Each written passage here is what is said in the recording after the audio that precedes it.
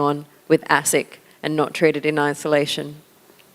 So just to give a bit of perspective, in case you're not aware, there's been two major issues in Australia in the last few months. The first being that the ASIC, which is the regulator there, now has product intervention powers, which were handed down by the Parliament.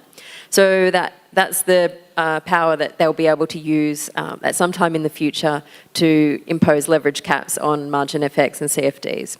So there's been a recent survey sent out to all ASIC brokers, collecting a lot of data, and what we're anticipating is that data that they're collecting, or data, depending on where you're from, will be used to form ASIC's case and start a consultation process, which I think, similar to ESMA, won't be much of a consultation. It's just a process that they have to go through to start putting in leverage restrictions. The second issue that's been going on is some correspondence which has been going out to brokers from ASIC in relation to taking foreign clients. So there's definitely been some pushback from China, potentially Europe, and they're applying it more broadly to all foreign clients and insisting that brokers go out and get legal advice from the relevant countries to make sure that they're authorised to take clients from there.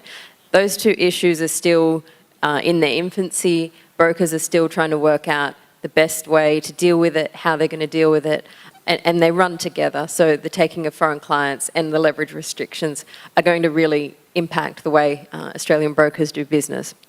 So what I thought I would do is firstly ask Jude to give us some insights from his experience in the UK over the last few years in terms of how leverage restrictions were implemented, and the process of potentially offshoring clients, if in fact it's possible, and how it's done. Thank you, Sophie. So it does feel rather that Australia is following in the tracks of the UK and Europe. ESMA received its product intervention powers with MiFID II, which was January 1st last year, 2018.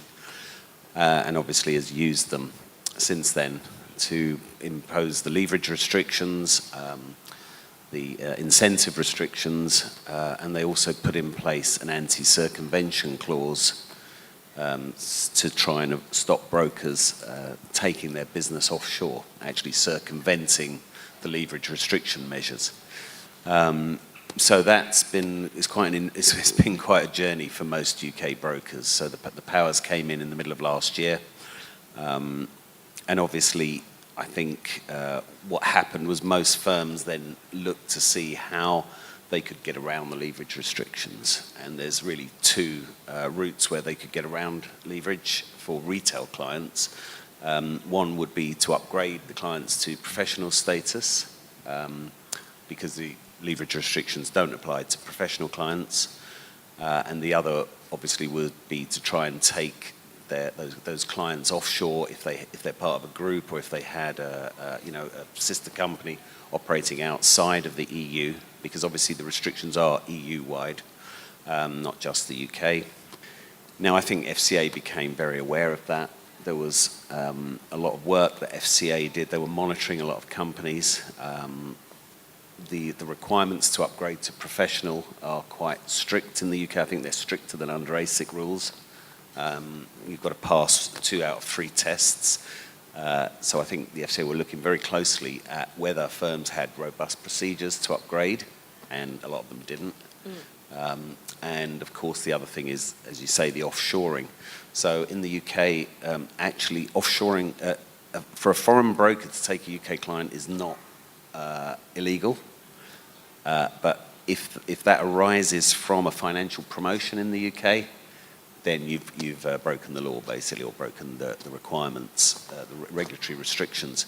So there's been a lot of interest from the FCA, and I suspect actually, Sophie, that's what's triggered the ASIC letter. So I suspect that it's a combination of maybe a complaint from the Chinese authorities, but also a direct contact, because the FCA, the head of the CFD supervision, Charlie Owens, has a very open line with the Australian regulators, and obviously, they're very aware that business flows like water between the main jurisdictions, between Cyprus, London, and increasingly offshore, actually. So I suspect that this recent letter about the legal requirement has been triggered partly by the Chinese authorities, but also by the FCA. And obviously the FCA are able to come into firms and see, what have they done, how many clients have been upgraded to professional.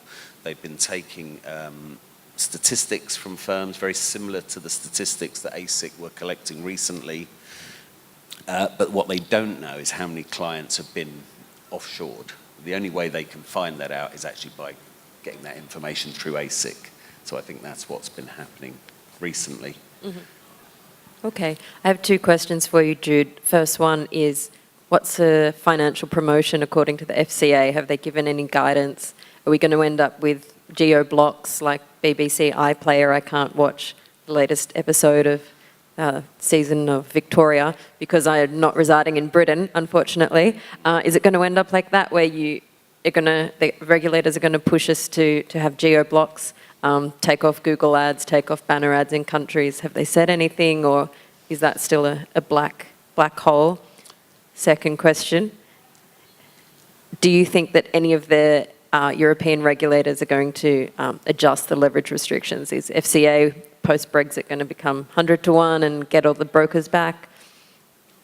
Any thoughts?